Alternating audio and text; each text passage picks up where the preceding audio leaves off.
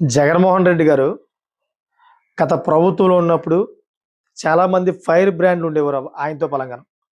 అసలు చిన్న పెద్ద లేకుండా, సిగ్గు లజ్జ లేకుండా ఎవరిని పడితే వాళ్ళని ఇష్టానుసారంగా ఏకవచనంతో తిట్టేవారాళ్ళు. ప్రజాస్వామ్యంలోని ఒక ప్రజా ప్రతినిధికి ఉండవలసిన లక్షణాలు ఏవి కూడా వాళ్ళలో ఉండేవి కాదు. ప్రజలు కూడా అయన్నీ గమనించారు. దానివల్ల జగన్మోహన్ రెడ్డి గారికి కనీసం ఒక 25, 30% అయితే ఓట్ లాస్ కూడా అయింది. ఎందుకంటే వాళ్ళు మాట్లాడిన మాటలు, వాళ్ళు వెక్కిరించే వేషాలు ఇయన్నీ కూడా చూసి అసలు ఈళ్ళు మంత్రులా? లేకపోతే ఏంటి? ఈ మంత్రులు ఎలా ఉండాలి? వాళ్ళ లక్షణాలు ఎలా ఉండాలి? మాట తీరు ఎలా ఉండాలి? అనే దాని మీద కూడా అవగాహన లేనివంటి మంత్రులు ఉన్నారు జగన్మోహన్ ప్రభుత్వంలో అని చెప్పేసి చాలామంది వ్యతిరేకంగా మాట్లాడిన వాళ్ళు కూడా ఎక్కువ మంది అయ్యారు అప్పట్లో.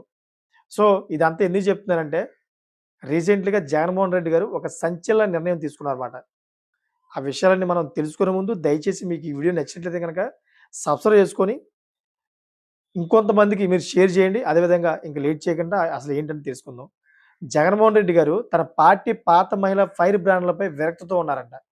వారి అనవసరం ఇక పార్టీకి లేదనుకుంటున్నారంట.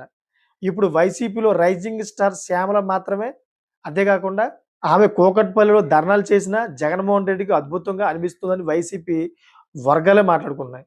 మరి వచ్చే ఎన్నికల్లో ఆమెకు ఎక్కడో ఒక చోట టికెట్ ఇస్తారని కూడా అనుకుంటున్నారంట.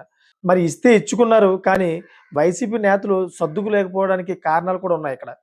ఎందుకంటే ఇప్పటి వరకు ఫైర్ బ్రాండ్‌లుగా ఉన్న రోజా, రజనీలను జగన్ పక్కన పెట్టేస్తున్నారంట. అదేంటంటే నగర నియోజకవర్గం ఇక రోజాది కాదని వైసీపీ వర్గాలు అంటున్నాయంట. ఆమెనసల చిత్తూరు జిల్లా రాజకీయాల్లో ఉంచరని చెబుతున్నారు. త్వరలో నగర నియోజకవర్గానికి కొత్త ఇన్ఛార్జ్ రాబోతున్నారంట. పెద్దిరెడ్డి రామచంద్రారెడ్డి కూడా రోజా పట్ల ఏమాత్రం సానుకూలంగా లేరంట. మరి భూమన కరుణాకర్ రెడ్డి మాత్రమే రోజాకు సపోర్ట్‌గా ఉన్నారని తెలుస్తుంది. కానీ ఆయన నగర సీటును రోజా కోసం అట్టిపెట్టేంత చొరవ తీసుకోవట్లేదంట. మరి ఈ విషయం రోజాకు స్పష్టత రావడంతో మెల్లిగా తమిళ సినిమాల్లో అవకాశాలు ఆవిడని ఎతుక్కుంటుంది. నగర ఇన్ఛార్జిగా తనను తీసేసిన తర్వాత ఆమె భవిష్యత్తుపై నిర్ణయం తీసుకున్నారావిడ. ఈ రకంగా అయితే రోజా గారి పైన జగన్మోహన్ రెడ్డి గారైతే సంచలనం తీసుకున్నారు.